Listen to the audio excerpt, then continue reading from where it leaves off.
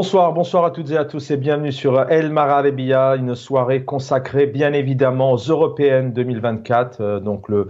Les électeurs et électrices en Europe ont été amenés à se rendre dans les urnes hier. On va s'intéresser à la France bien évidemment avec deux faits importants. Sachez d'abord que le taux de participation en France est de 51,49%. Plus 1,37 par rapport aux européennes de 2019. Alors, premier fait que nous allons évoquer ce soir, bien évidemment, c'est la montée du Rassemblement national. Et oui, entendez bien, en tête dans 9 villes sur 10 en France, 93% des villes françaises, où est arrivé en tête le Rassemblement national, notamment emmené par Jordan Bardella. Sur les 36 000 communes que compose la France, 32 000 en tête pour le Rassemblement national qui gagne par rapport à 5 ans passés 2 millions de voix. On en parle ce soir. Quasiment aussi en tête dans tous les départements. Si on prend le Lot-et-Garonne, par exemple, toutes les villes du Lot-et-Garonne sont remportées par Jordan Bardella et la liste du Rassemblement national. Et puis aussi en tête dans toutes les régions de France. Et oui, le Rassemblement national qui arrive en tête dans toutes les régions de France. Et même en Île-de-France, là où il y a tout de même un certain nombre de départements, d'histoire, de villes historiques, de métissage, de différents cultes et culturels, le Rassemblement national arrive en tête. En Île-de-France aussi, on en verra quelques graphiques tout à l'heure. Et puis le deuxième fait d'actualité, l'annonce hier soir, qui en a surpris aussi plus d'un. On pouvait l'attendre, mais Emmanuel Macron a pris la parole. Et il a donc dissous l'Assemblée nationale. Les différents partis ont exactement jusqu'à dimanche soir pour présenter leurs candidats aux législatives anticipées. Premier tour le 30 juin et le deuxième tour le 7 juillet. Deux dates aussi qui en disent long sur cette période un peu estivale. Est-ce que réellement les Français et les Françaises se rendront dans les urnes? Voilà, c'est l'heure des tractations, bien évidemment. Cet après-midi, Marion Maréchal Le Pen s'est rendue, après 7 ans d'absence, elle s'est rendue au siège du Rassemblement national pour négocier. Elle fait partie du parti politique Reconquête aux côtés d'Éric Zemmour, et puis notamment les Verts, Éric Bompard et le PC, Emmanuel Bompard, et le Parti communiste qui se sont donc rendus chez les Verts, pour commencer à négocier. On se pose plusieurs questions ce soir. L'analyse de ce résultat, comment se fait-il que le Rassemblement national arrive à gagner autant de voix d'élection en élection? On reviendra bien évidemment sur le scénario des législatives, puisque l'Assemblée est dissoute. Peut-on s'attendre à une coalition? La conséquence aussi de ce Rassemblement national en France, peut-être pour toutes ces différentes cultures et puis toute cette France issue de l'immigration qui pose aussi certaines craintes. L'union de gauche est-elle possible? Le Rassemblement national peut-il prendre en main l'Assemblée nationale et peut-être le gouvernement? Pour en parler, pour commencer, Gamal Abina. Bonsoir Gamal Abina, analyste politique, et vous êtes aussi spécialiste des questions internationales. Bienvenue. Bonsoir, merci pour l'invitation. Merci d'être présent. On devrait avoir le docteur François Deroche, président de Justice et Droits sans frontières, qui va venir nous rejoindre dans un instant. Et d'ici une demi-heure, nous aurons le plaisir d'accueillir le sénateur Ahmed Laouedj et puis le conseiller départemental et maire d'Eustin, Asdine Taibi. Alors, pour commencer, on va écouter bien évidemment Emmanuel Macron qui dissout l'Assemblée. C'était hier soir. C'est pourquoi, après avoir procédé aux consultations prévues à l'article 12 de notre Constitution, j'ai décidé de vous redonner le choix de notre avenir parlementaire par le vote. Je dissous donc ce soir l'Assemblée nationale. Je signerai dans quelques instants le décret de convocation des élections législatives qui se tiendront le 30 juin pour le premier tour et le 7 juillet pour le second. Le 7 juillet pour le second tour. En images, donc, les résultats d'hier, définitifs, donc c'était les Européennes en France 2024. Voilà, vous les avez donc sur votre écran. Vous avez ici le Rassemblement national avec plus de 31%, 30 sièges à l'Assemblée notamment européenne. Juste derrière, donc Renaissance, notamment le parti de la majorité présidentielle aux côtés d'Horizon et de l'ancien Premier ministre. Et puis Modem, juste derrière donc PS Place République avec un peu plus de 13%, 13 sièges, et puis LFI Manon Aubry, donc 9 sièges, et vous avez les autres résultats. Les Républicains, la droite française, qui s'efface de plus en plus du paysage politique français avec 7,25%. Alors juste derrière, je vais demander à nos équipes techniques peut-être de nous présenter donc le nouveau un deuxième graphique sur les européennes 2019. Vous allez voir donc à l'image qu'il y a tout de même une différence. Voilà ici donc 23,31%. Le Rassemblement national était déjà en tête en 2019, mais avec un score beaucoup plus important cette fois-ci. Et puis on va aussi, je vous disais, les régions et l'Île-de-France. On va regarder ce graphique notamment sur l'Île-de-France qui va donc se présenter dans quelques instants, les résultats de ces européennes. Voilà, le Rassemblement national avec un peu moins de 19%, la France insoumise 18,5%. Alors ça, voilà, vous me direz, ça se talonne, mais le Rassemblement national arrive tout de même en tête dans cette région, avec tous ces départements et toute cette histoire en termes de métissage. Il est avec nous, Gamal Abina, première réaction. En voyant ces résultats hier, quelle est votre analyse? Vous êtes surpris de la montée du Front National? Pas du tout, on attendait un résultat très fort, c'était les sondages qu'il avait annoncés, plutôt de plus de 30%, entre 25 et 30. Ils sont largement au-dessus, ils sont à presque 32%. C'est un résultat extrêmement fort, extrêmement inquiétant, dans la mesure où ils ont bénéficié à plein de beaucoup d'éléments. D'abord la colère populaire, ensuite une défiance vis-à-vis du monde politique, ensuite la question de l'inflation, la crise ukrainienne, la disqualification de la France insoumise sur la question palestinienne qui malheureusement n'a pas profité effectivement de cette juste cause, et évidemment sur la défiance vis-à-vis du pouvoir macroniste qui fait la moitié du score, ce qui est quand même historique et très bas, la moitié du score d'un parti extrême droite. Donc cette extrême droite française, on l'attendait, c'est pas une surprise. C'est une extrême droite qui monte en puissance comme dans toute l'Europe d'ailleurs, il faut le rappeler. Les deux seuls pays qui font exception à la règle, ou trois pays on va dire, à part l'Angleterre, c'est l'Espagne évidemment, où l'extrême droite s'est effondrée. C'est le Portugal et c'est la Grèce. Voilà, c'est le seul pays où effectivement l'extrême droite n'a pas progressé et a reculé. Sinon tout le reste de l'Europe, du Nord pour faire simple, réellement l'extrême droite se porte comme un charme, avec des rêves plein la tête de la part de ceux qui y croient à ces chimères. Notamment l'Allemagne aussi, qui gagne quelques... Pire encore l'Allemagne, c'est que Scholz se retrouve en 3e position. C'est carrément un effondrement total de la démocratie allemande. On est surtout que l'Allemagne, c'est pas n'importe quoi. C'est une extrême droite qui a un passé quand même si elle se revendique pas du nazisme, mais une extrême droite qui a toujours été très présente en Allemagne, mais qui se taisait pendant près de 80 ans. Et c'est d'ailleurs une belle ironie. 80 ans après le débarquement du 6 juin en France qu'on vient de célébrer, eh bien l'Allemagne effectivement remonte des signes d'extrémisme de droite, porté en cela par d'autres pays européens. C'est pas l'Allemagne qui initie ça, mais l'Allemagne a rattaché le wagon des pays européens qui ont suivi l'extrême droite. J'en veux pour preuve que 100 ans après la marche brune de Mussolini en Italie, eh bien une femme qui admirait Mussolini, même si elle a un petit peu calmé son jeu d'extrême droite, je parle de Meloni se réclamait du Mussolini. Tout à fait. Elle se réclamait du mussolinisme, elle arrive au pouvoir 100 ans après l'arrivée de Mussolini au pouvoir avec sa marche brune en 1922. Elle, en 2022, est au pouvoir. Le Pen espère cet exploit aussi et elle prend le chemin effectivement de la réussite parce que malheureusement, la France a été gérée de façon très hasardeuse par une direction politique qui n'a pas fait attention au risque de l'extrême droite. Gamal Abina, merci pour ces réponses brèves et succinctes. On va essayer effectivement de garder ce dynamisme parce que vous êtes nombreux. On va dans quelques instants accueillir notamment deux élus de la République, mais Gamal Abina, je vous garde encore deux petites minutes. On va certainement évoquer les raisons de cette poussée du Front National. Certains remettent en cause la politique de gauche, les responsabilités notamment d'Emmanuel Macron dans sa politique, comme Asdin Taibi qui l'a tweeté aujourd'hui. Il nous dira deux mots tout à l'heure, mais selon vous, est-ce que réellement les Français aujourd'hui ont perdu tellement espoir et la seule solution qu'ils ont à leurs difficultés, puisqu'on constate tout de même que le Rassemblement national est là, il y a des électeurs, fut un temps on pouvait se poser ces questions, mais là, vraiment, de plus en plus, vous connaissez les résultats sur les dernières présidentielles, les européennes, on a vu, les législatives, dans quelques instants, on va voir des graphiques, 8 sièges aux les avant-dernières législatives, et les dernières, c'est 89 sièges.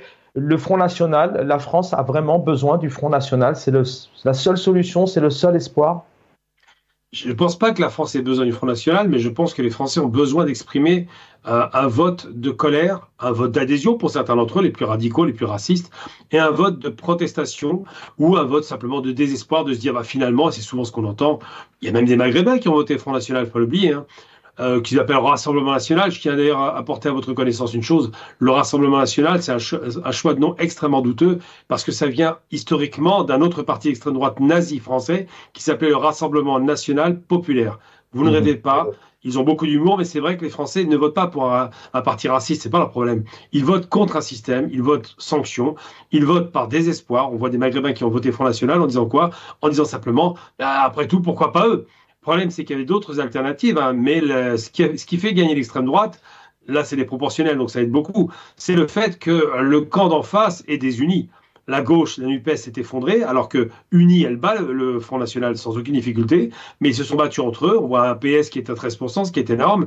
On voit quasiment 10% pour aller les filles, 13 plus 10, vous êtes déjà sur ces deux partis à 23%. Vous rajoutez après à cela les communistes et les Verts, on monte à 30%. Donc ils ont largement les moyens de gagner, mais ils se sont désunis et ça profite évidemment à ce parti qui, en plus, ce parti qui bénéficie d'un autre parti encore plus extrême, celui de Zemmour, où ça porte quasiment leur voix à 35 ou 36%. C'est considérable. N'oublions pas effectivement qu'Éric Zemmour, Reconquête, a fait un peu moins de 8% sur les dernières présidentielles. Avec nous le docteur François Deroche. Bonsoir docteur, bienvenue. Vous êtes notamment président de Justice et Droits sans frontières. En un mot, vous avez vu ces résultats tomber à 20h et maintenant les résultats officiels. Le Rassemblement National qui prend toutes les régions, 93% des villes en France. Réaction? Bonjour à vous, à vos téléspectateurs et à vos invités, à Gamal Abina. Bien sûr, c'est un coup de tonnerre, c'est un séisme politique. Aujourd'hui, les Français se réveillent avec la gueule de bois. C'est un tremblement de terre politique en France. Mais je pense que, quelque part, le fait que Emmanuel Macron souhaite aujourd'hui dissoudre, je pense qu'il n'avait pas trop le choix, mais à force de jouer avec le loup, aujourd'hui, Emmanuel Macron paye le prix, et le prix, il est très cher payé. Vous savez, il y a un proverbe en arabe qui dit « Yadaka aukata wa fuka nafar ».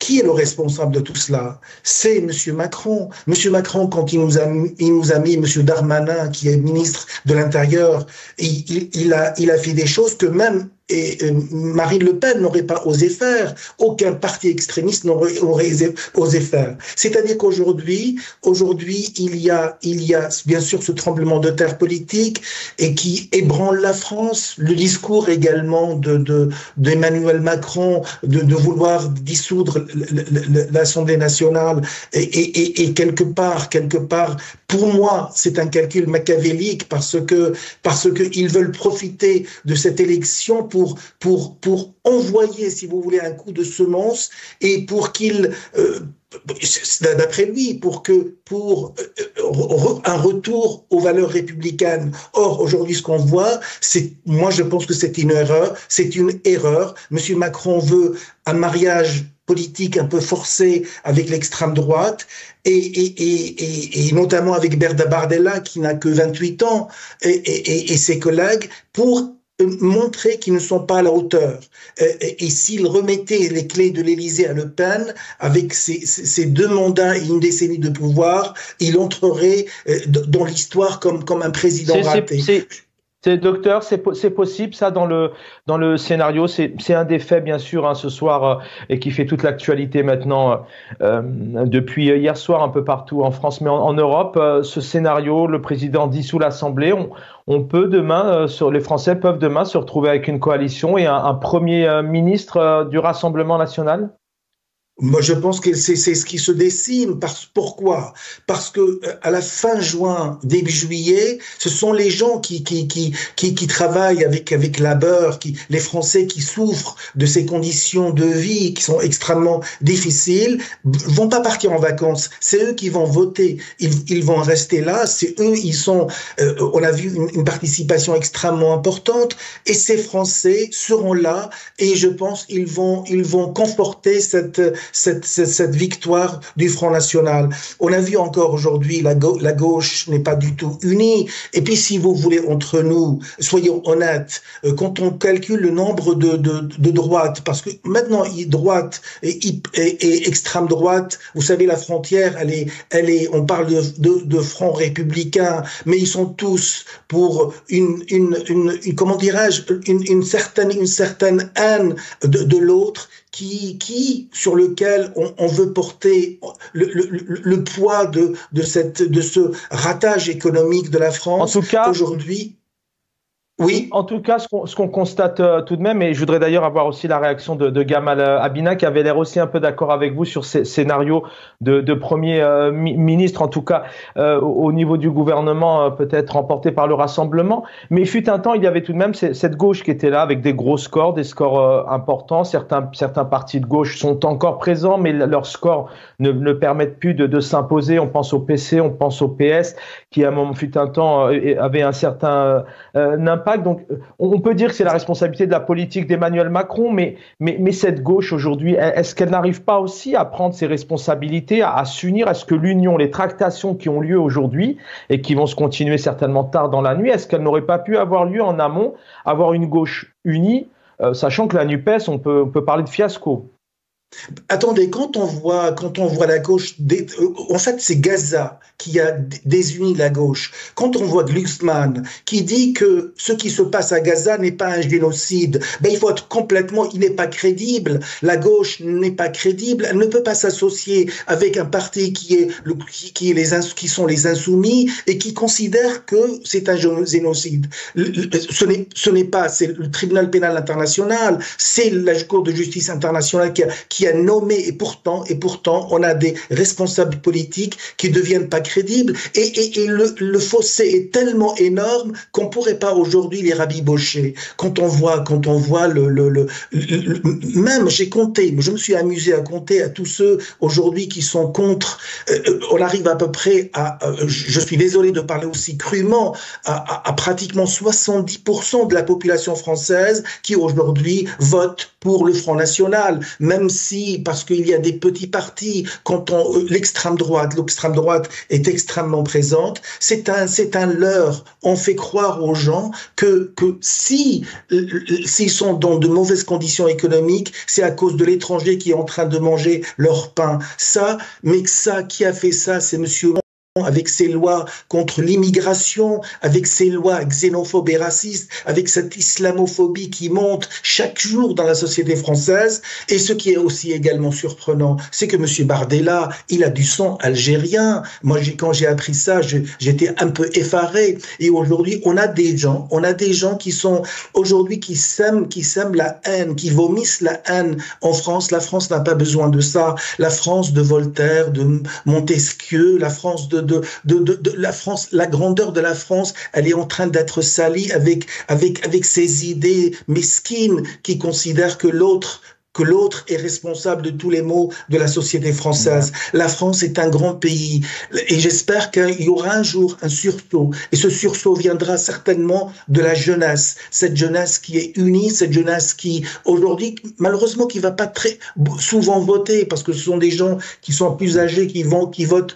pour les élections européennes. Les élections européennes n'ont jamais attiré la foule. J'espère qu'il y aura un sursaut populaire pour dire que la France est une terre d'accueil, la France est une terre de tolérance, la France c'est une ambition commune pour nous, pour qu'on puisse vivre en paix. On peut pas vivre en paix avec quelqu'un qui vous montre du doigt et qui essaye de tout faire pour vous casser et pour semer la haine, pour que les gens puissent avoir cette peur qui est catastrophique pour l'avenir des Français. Merci. Restez avec nous, docteur François Deroche. On va donner la parole à Gamal Abina. Je voudrais qu'on regarde ces graphiques. D'abord, 2017, les législatives. Vous allez voir ici, donc 8. Voilà, vous avez donc sur votre écran le Front National, Marine Le Pen. sièges à l'Assemblée nationale, 8 députés qui représentaient les Français sur les législatives de 2017. Et dans quelques instants, vous allez donc avoir les législatives de 2022. C'était juste après, notamment les présidentielles. Et vous allez donc constater effectivement que de 8 députés, 88 députés donc pour ces législatives 2022 qui devraient donc arriver sur votre écran dans quelques instants. Gamal Abina, est-ce que ce sursaut, il est encore possible aujourd'hui, ce sursaut d'avoir une jeunesse ou voilà. Merci l'équipe en régie pour le travail que vous faites. Voilà, 89 sur l'ancienne Assemblée nationale puisqu'elle est dissoute. Gamal Abina, à vous. Donc, est-ce qu'il est encore possible ce sursaut? Et puis on constate tout de même, alors peut-être que je me trompe, mais on a l'impression que derrière certains partis de droite, tout comme le Rassemblement national, il y a un certain engouement, il y a une certaine jeunesse, il y a une certaine effervescence, il y a une certaine attractivité et intérêt pour la politique et se rendre aux urnes, à l'inverse peut-être que certains partis de gauche. Tout à fait. La question qui se pose, c'est est-ce que la jeunesse vote Front National? Vous venez de l'évoquer. La jeunesse vote peu et quand elle vote, malheureusement, elle est séduite par un parti. La grande majorité des jeunes n'ont pas voté Front National. Mais il y a des jeunes qui votent pour ce parti parce qu'ils ont été malins. D'abord, ils ont essayé de rendre ces partis d'extrême droite beaucoup plus séduisants. Donc, ils sont passés par les femmes, simplement. Mélanie est une femme. On avait Alexandra Mussolini à l'époque. On a aussi Marine Le Pen. On a Marion Maréchal, qui vient d'ailleurs, je vous l'annonce, d'être en tractation, en négociation directe avec le FN et qui va remonter ça à Zemmour. Ils vont faire une alliance, semble-t-il. Donc, ils savent ce qu'ils savent très bien faire le travail. Donc la jeunesse n'a pas pris la mesure des choses. La majorité des jeunes n'ont pas voté FN, on le sait aujourd'hui, mais il n'en demeure pas moins qu'une certaine jeunesse qui est au chômage, en difficulté, qui fait des paris dangereux, qui ne se pose pas la question de savoir si confier les rênes de l'économie à un parti ultralibéral peut aggraver la situation parce qu'elle ne le sait pas. Ils ne se rendent même pas compte que le Front National ce sont des véritables incapables sur le terrain économique puisque ce sont des ultralibéraux, anti-étatistes, anti-système social, anti-couverture maladie. Enfin, c'est pas du tout le logiciel du Front National, mais qui développe un discours pseudo-social pour garantir une victoire. Ça rappelle les nazis dans les années 30. Pour obtenir le pouvoir, il fallait convaincre la masse salariale des employés et des paysans et leur dire, écoutez, on est avec vous, donc on fait du national-socialisme. Mais le mot socialiste n'était qu'un mot. Dans les faits, ils ont même récupéré le rouge du communisme pour séduire. Et ben, c'est un peu ce que fait le FN. Le FN joue la carte, soi-disant, de la paysannerie, joue la carte des pauvres, des ouvriers, des gens déclassés, des gilets jaunes aussi, ils ont joué cette carte-là. Et aujourd'hui, ben, ça a marché. Je veux dire, le vote communiste est réduit à 2,5%, et ce vote communiste, ben, il a fait un transfert direct vers le FN. Donc les gens qui votent en France, plus de 50% de la population a plus de 50 ans, sont des gens âgés, des gens qui vont vers le conservatisme, parce qu'avec l'âge, on a tendance à être conservateur, on a une nostalgie du passé, des gens qui font de la réaction, ce sont devenus des réactionnaires, des conservateurs réactionnaires, c'est dangereux, ça va à l'extrême droite, et il est vrai que le vrai risque aujourd'hui, c'est que le FN l'emporte. Pourquoi ? Comme les nazis ont été patients à l'époque, il y a eu 10, 20 députés, puis 100 députés au Reichstag, puis 250, puis ils ont pris tous les pouvoirs, eh bien, c'est pareil en France. On a des lois qui ont été taillées sur mesure pour le FN. La proportionnelle risque d'arriver, parce qu'ils vont finir par la proposer de fait, et s'ils obtiennent la proportionnelle, ils passeront systématiquement avec au moins 150 ou 200 députés sur un Parlement qui en compte 577. Donc, le jeu des alliances, la droite en déshérence, qui finira par rallier le Front National, fera que le Front National est là pour durer très longtemps. Quel scénario vous faites, Gamal Abina, avec votre expérience, vos analyses? Bon, aujourd'hui, on voit que 89% sur l'ancienne Assemblée. Il y a des tractations qui sont faites avec le Rassemblement national, Reconquête, et peut-être qu'il y a des Républicains aussi. Hein, tout ça, les choses ne sont pas claires. Mais demain, si vous pourriez peut-être, d'être pas Madame Soleil, mais qu'est-ce qui ferait que demain, pour que les téléspectateurs et téléspectatrices comprennent, qu'Emmanuel Macron serait amené à nommer un Premier ministre ou une Première ministre du Rassemblement national? Il faudrait quoi, 200 sièges pour le RN Reconquête, par exemple? Alors déjà, s'ils ont une majorité relative, mais une grande majorité relative, ça peut autoriser, ça doit autoriser Macron à placer quelqu'un, Marine Le Pen, à la tête du ministère, du Premier ministre, enfin de la place du Premier ministre.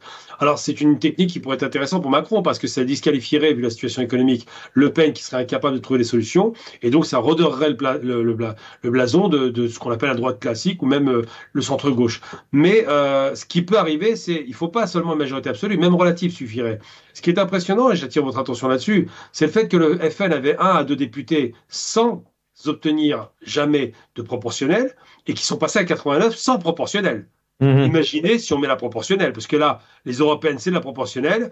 Si vous avez comme, par exemple, le microscopique parti de Zemmour, 5%, 5,5%, vous avez 5 députés. Voilà, c'est en proportion du pourcentage. Et donc, s'ils instaurent la proportionnelle, parce qu'ils ont la chambre basse, je parle du Parlement, donc le Parlement, pas le Sénat, mais le Parlement, ils peuvent le faire instaurer. Si ça passe, à ce moment-là, le Front National a de beaux jours devant lui. Et moi, je pense que M. Macron, s'il est aussi stratège qu'il semble l'être, je ne sais pas, et qu'il place en Premier ministre Mme Le Pen, il fera le même coup que ce qu'avait fait Mitterrand à Giscard ou que ce qu'avait fait Chirac à Jospin. Dès que vous vous mettez en Premier ministre, vous vous mettez en danger. Et donc, ça vous disqualifie. Mais une chose est certaine, c'est que le Front National a compris qu'il fallait jouer la carte de la jeunesse, de la séduction. Remarquez, Marion Maréchal, Bardella, qui se drape en plus d'une présence dans le 93 et qui parle de son origine italienne et algérienne. Il n'en reste rien, je vous rassure. Il n'est pas plus algérien que les Darmanin, mais ça joue sur la carte de « je suis un peu comme vous ».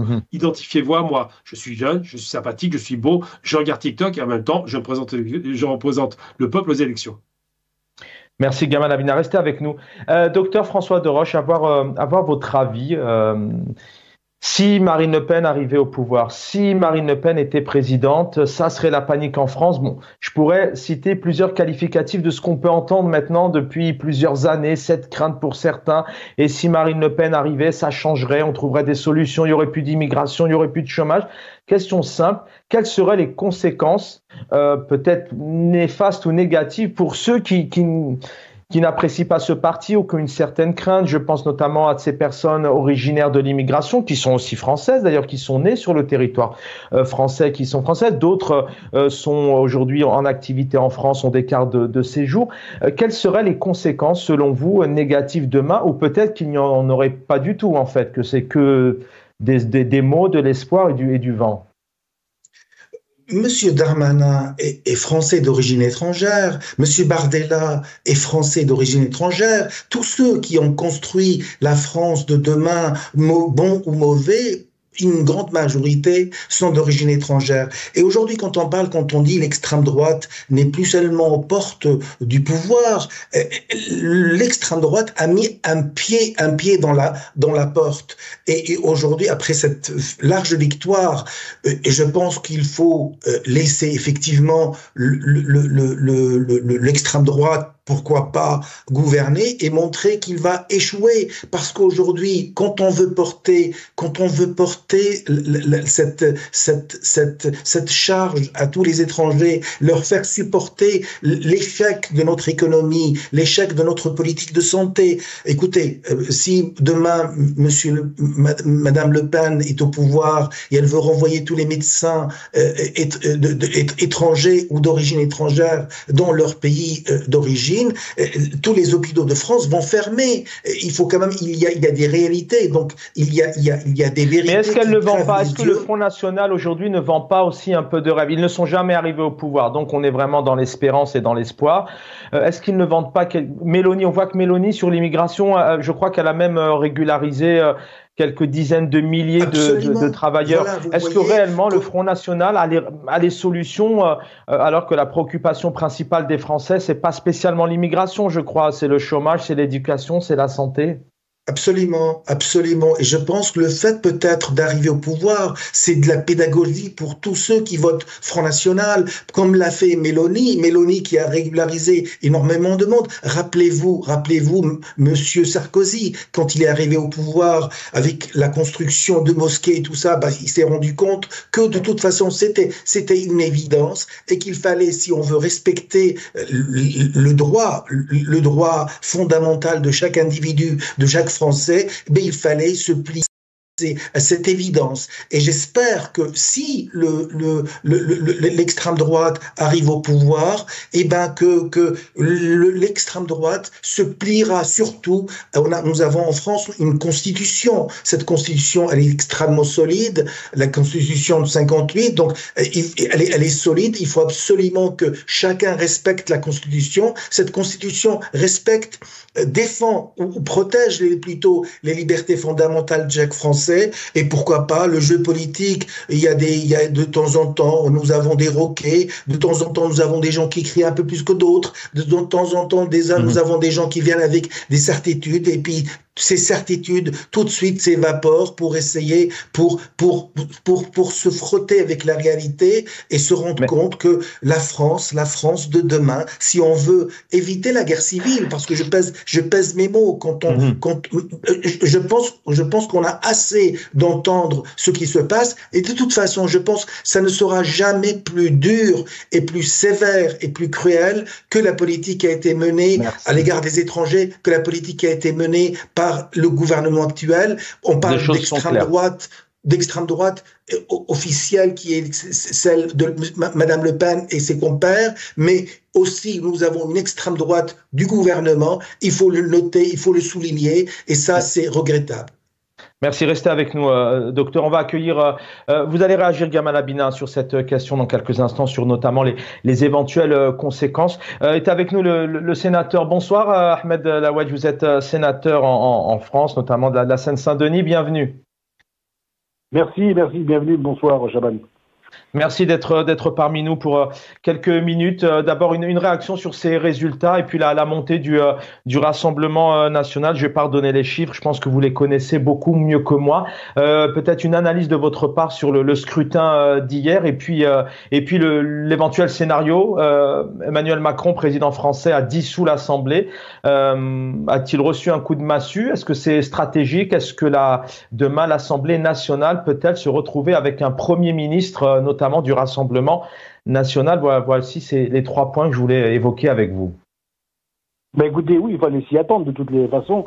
Et la question que vous me posez, c'est savoir si on peut demain avoir un Premier ministre avec un gouvernement d'extrême droite. Je vous dis oui, bien sûr que oui. On a vu hier les résultats. Alors c'est vrai que moi, pour mon département de la Seine-Saint-Denis, il est différent des autres, parce que c'est la gauche rassemblée en général, avec LFI qui est arrivé en tête. Mais c'est vrai qu'au niveau de tous les autres départements en France, on a mis Jordan Bardella à la tête, en tête de ce scrutin. Alors maintenant, la faute à qui? La faute aujourd'hui au gouvernement qui n'a pas su prendre en main et en charge les attentes des Français, dans le sens où on a réellement un problème de pouvoir d'achat dans ce pays, et c'est la première chose qui a fait qu'il y ait une mobilisation importante de l'électorat qui s'est mobilisé pour voter Jordan Bardella, parce que ils ont essayé la gauche, ils ont essayé la droite, et ils ont dit bah écoutez, ça ne va pas, on va essayer Jordan Bardella. Vous avez aussi des gens qui ont voulu sanctionner le gouvernement par rapport à ce qu'il fait. On prend par exemple sur les déserts médicaux qui aujourd'hui sont dans une situation, la France qui était un pays modèle qui œuvrait pour les malades en France. Aujourd'hui, c'est une chose qui aujourd'hui est très très loin de la réalité. On n'a plus de médecins en France, donc là aussi les Français ont aussi sanctionné. Alors c'est vrai que le discours poli de l'extrême droite a fait aussi fait en sorte que certaines personnes, certains électeurs ont porté leur voix à ce Rassemblement national. Donc voilà, tout ça a fait que, et puis on a le fait que certains LR ont à chaque fois, dans le cadre de la loi immigration par exemple, moi en tant que sénateur, j'ai voté contre cette loi en décembre dernier, qui agitait le chiffon rouge de la loi immigration, qui voulait faire plus que le Rassemblement national. Mais comme vous le savez, les Français sont pas dupes. Entre la copie et l'original, ils préfèrent l'original. Donc tout ça, bout à bout, fait qu'aujourd'hui, nous avons une volonté des Français de vouloir mettre à la tête de ce pays un rassemblement national, en sachant que vous voyez aussi les pays européens qui aujourd'hui, il y a une montée de populisme, mais aussi la responsabilité des médias qui, matin, midi, soir pour certains, attisent la haine, font en sorte en boucle d'aller stigmatiser, je dirais, certaines populations. Donc voilà, donc tout ça, cette chouk-chouka, cette soupe fait en sorte qu'aujourd'hui, il y a une explosion. Le président de la République a vu qu'à un moment donné, il ne pouvait pas élargir sa majorité, parce qu'il a été dit la semaine dernière, ou il y a une quinzaine de jours, que le président du Sénat pouvait éventuellement devenir Premier ministre, mais pour essayer d'élargir sa majorité à l'Assemblée, ça n'a pas pu avoir lieu, et donc à partir de là, il se retrouvait dans une situation où il était obligé de dissoudre cette Assemblée nationale, et dans sa tête, dans sa tête, le fait de dissoudre l'Assemblée, pour lui, c'est que demain, il va y avoir une mobilisation générale qui va permettre que dans certains départements, qu'il y ait une confrontation entre le Rassemblement national et la majorité présidentielle qui souhaite être, je dirais, qualifiée pour le deuxième tour. Donc voilà, on ne sait pas comment ça va se passer. Oui. Oui, Ahmed Laouedj, sénateur avec nous ce soir. Et pour reprendre un peu votre terme, il est l'heure de dîner, cette tchouk-tchouka, mais c'est quelque chose quand même qui est sur le feu depuis des années. On se souvient, vous êtes investi en politique et puis on se connaît depuis plusieurs années. On se souvient de 2002, Jacques Chirac qui est à 82,21% et juste derrière Jean-Marie Le Pen à 17,79 sur les élections présidentielles, un deuxième tour qui a fait réagir aux quatre coins du pays. Mais petit à petit, d'élection en élection, d'année en année, tout ça, ça se resserre. Alors, effectivement, il y a ces médias, il y a aussi ces messages du Rassemblement national, mais est-ce que cette gauche, quelque part, dont vous faites partie depuis plusieurs années, est-ce que ce n'est pas cette gauche qui a totalement perdu l'électorat français, qui n'a pas su aussi trouver les bonnes solutions, les bons messages, gérer le pays, et puis une gauche aujourd'hui, il faut pas se le cacher, qui est complètement fissurée, éparpillée, désunie. Quelle gauche?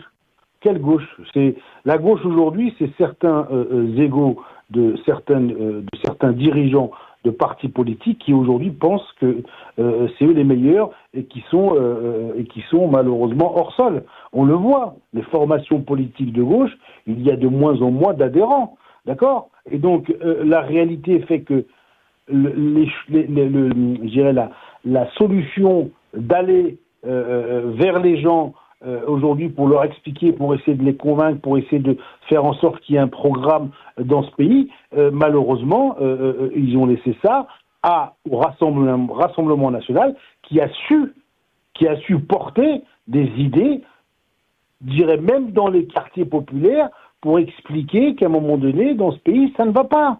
Il est là aujourd'hui le véritable problème de la gauche. La gauche aujourd'hui, ils sont là pour s'unir pour des postes, d'accord? Alors qu'on ne leur demande pas que des postes, on leur demande d'être en action et d'être pour la France et d'être pour les Français un vecteur de propositions gouvernementales qui permettent on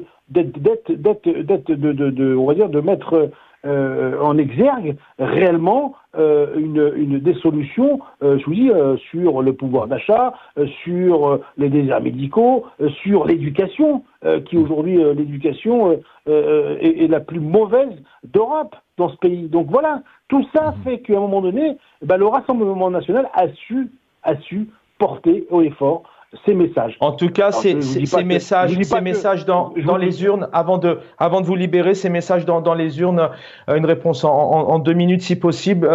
Est-ce que les Français doivent avoir peur du Front National? On sait combien l'extrême droite fait peur à certains, pas à tout le monde.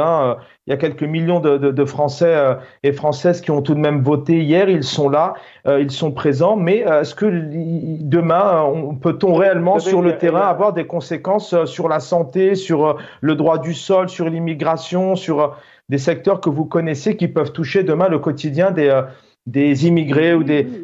Oui, Oui, c'est pour Lesquels? C'est pour ça que moi j'appelle à une mobilisation réelle de la part des électeurs, parce que quand même il y a eu quand même 50% d'abstention. Il faut se mobiliser pour qu'à un moment donné, les idées extrémistes qui sont pas républicaines dans ce pays soient mises de côté et qu'on essaye d'organiser un front populaire qui est assez large pour contrer les idées d'extrême droite. Parce qu'on voit qu'à un moment donné, ces idées, et on l'a vu en Italie, commencent à adhérer. Dans ce pays-là, en France, ça peut aussi faire des dégâts, et notamment, lui, sur le droit du sol, sur la loi immigration, en sachant qu'en plus de ça, quand vous prenez le train le matin moi quand je prends le RER pour aller au Sénat, je vois que les gens à partir de 6h, 7h du matin, ils sont là, et ce que vous voyez dans les trains, c'est des étrangers qui travaillent, parce que les Français ne veulent plus travailler dans les différentes corps d'activité, notamment dans le bâtiment, notamment dans l'aide à domicile, notamment dans les centres commerciaux, etc.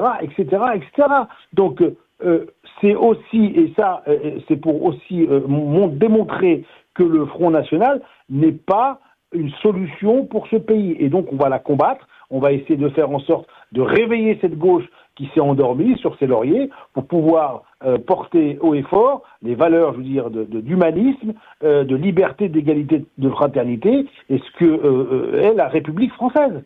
Mais ça, il y a encore du boulot, mais on va tout faire pour que ça ne passe pas.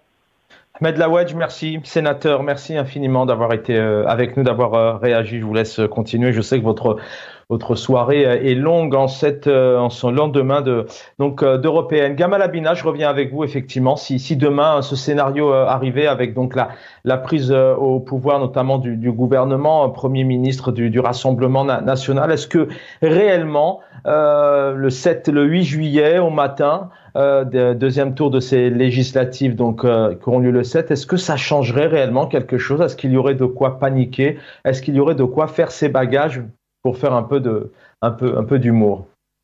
Non, c'est pas la panique directe. Il y aura un choc évidemment, mais il faut jamais perdre de vue que Mélanie n'est pas le Front National. C'est-à-dire que je fais une distinction entre les différentes extrêmes droites.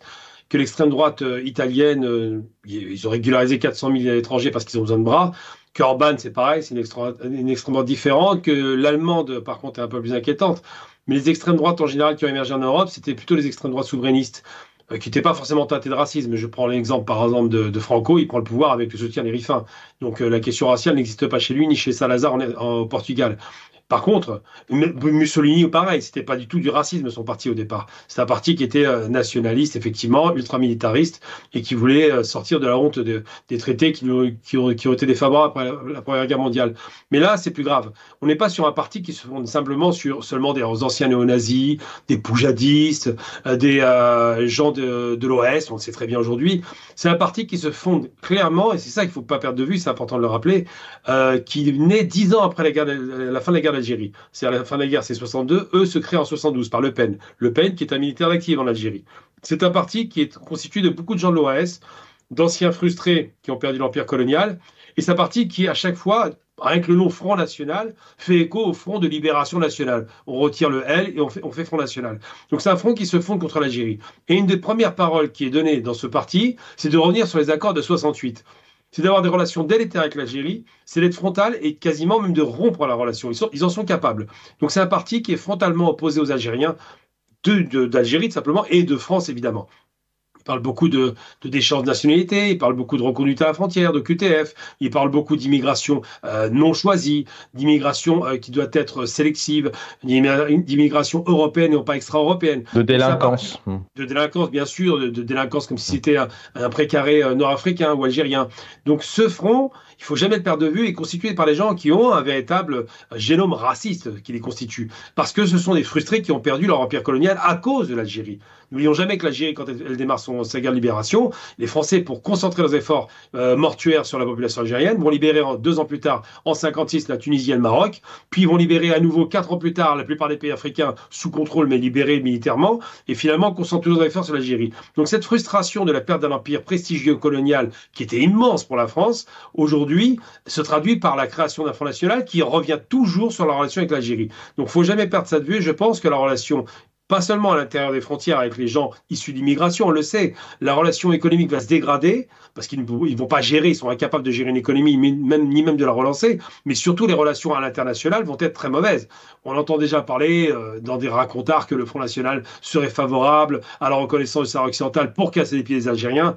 Ils n'aiment pas les Maghrébins, mais bon, ils essaient de diviser pour mieux régner. Que ce Front National n'aime pas la relation qu'il y a avec la Tunisie, il le dit directement, et qui parle tout le temps des mêmes sujets, sans parler des apports de l'immigration, évidemment, et sans parler du bénéfice extraordinaire de sa relation avec l'Algérie, qui, je le rappelle, a 600 entreprises françaises sur le territoire algérien et qui fournit 40% des énergies en France en matière de gaz, je le rappelle. Donc tout ça aura des conséquences, et je ne crois pas que chiche, on va essayer un effet positif. Parce que contrairement à Mélanie, qui est une pragmatique, elle s'est pliée aux normes de l'Europe et elle a rencontré les Algériens pour garantir son approvisionnement et n'est pas en rupture avec l'immigration. Contrairement aux Allemands qui sont aussi pragmatiques parce que l'histoire leur impose, les Français n'ont aucune raison d'avoir un comportement digne et un comportement normal. Et puis surtout, dans le Front National, s'ils font alliance avec l'autre extrémiste de Zemmour, ça va être encore pire.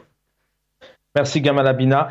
Docteur François Deroche avec nous. Une réaction, Gamal Abina vient d'évoquer bien évidemment notamment l'Algérie, les entreprises, le FLN et ce Front National, mais peut-être un mot des élections présidentielles auront lieu le 7 septembre en Algérie. Le Front National arrive en tête hier, mais il y a tout de même des électeurs, il y a une organisation, il y a une certaine démocratie, il y a aussi un droit de parole, une expression plus libérée au sein des médias, même si encore une fois on peut remettre en cause certaines choses. Quel espoir aussi on peut peut-être donner à ces pays comme l'Algérie ou ces pays d'Afrique qui peuvent demain se voir aller voter, avoir envie d'aller voter aussi, comme ça peut arriver dans certains pays en Europe ou en Occident?